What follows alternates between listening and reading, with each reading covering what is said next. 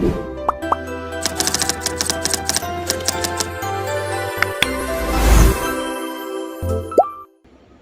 semuanya, selamat datang di video pembelajaran Memahami jurnal umum tanpa bikin pusing. Kita akan mengupas tuntas salah satu fondasi paling penting dalam siklus akuntansi, yaitu jurnal umum.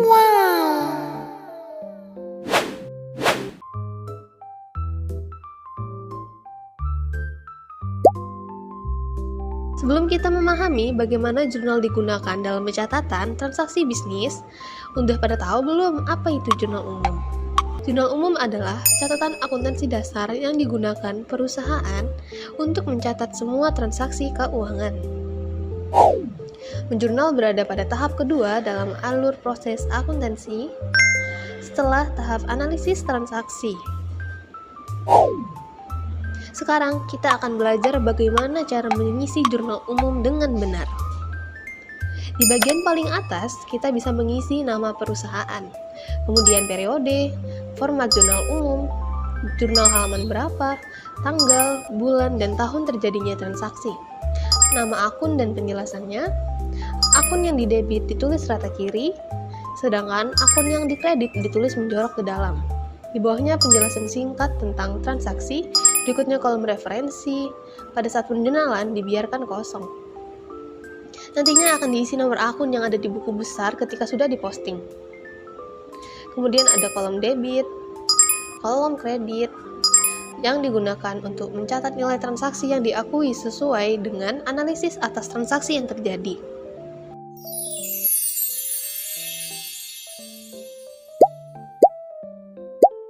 Nah, daripada cuma teori, yuk kita langsung praktik. Ingat ya, fokus kita adalah pada analisis debit dan kredit serta nominalnya.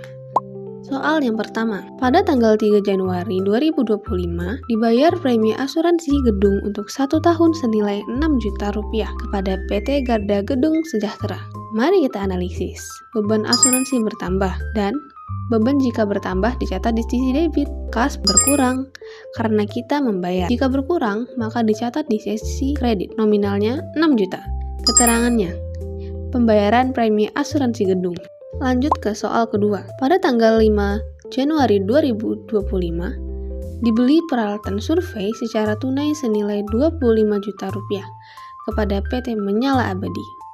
Kita bedah transaksi ini. Perusahaan mendapatkan peralatan survei yang merupakan aset dicatat di sisi debit, nominalnya 25 juta. Kas perusahaan berkurang. Jika berkurang, dicatat di sisi kredit, nominalnya juga 25 juta. Keterangannya, pembelian peralatan survei secara tunai.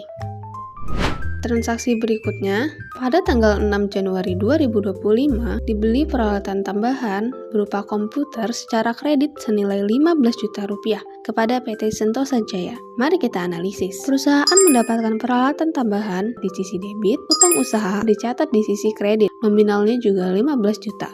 Keterangannya, pembelian peralatan komputer secara kredit. Untuk soal keempat, pada tanggal 19 Januari 2025, dibayar utang atas peralatan komputer senilai 15 juta rupiah kepada PT Sentosa Jaya. Mari kita lihat apa yang terjadi. Utang usaha atau utang dagang kita berkurang, maka dicatat di sisi debit, nominalnya 15 juta. Kas perusahaan berkurang, maka dicatat di sisi kredit, nominalnya juga 15 juta. Keterangannya, pembayaran utang atas pembelian komputer. Dan ini transaksi terakhir kita. Pada tanggal 30 Januari 2025, dibayar gaji karyawan tetap secara tunai senilai 60 juta rupiah. Analisisnya adalah, pembayaran gaji ini adalah beban gaji perusahaan. Beban jika bertambah dicatat di sisi debit, nominalnya 60 juta. Kas adalah aset. Jika berkurang, maka dicatat di sisi kredit. Dalam video pembelajaran ini, kita telah mempelajari langkah-langkah penting. Semua transaksi keuangan perusahaan dicatat secara berurutan, sesuai dengan tanggal terjadinya transaksi. Serta bagaimana setiap transaksi memengaruhi saldo masing-masing akun. Perlu diingat untuk selalu menyertakan keterangan singkat untuk setiap transaksi. Deskripsi ini akan membantu Anda dan orang lain untuk memahami mengapa transaksi tersebut terjadi dan akun mana saja yang terpengaruh. Semoga video ini bermanfaat bagi kita semua. Terima kasih.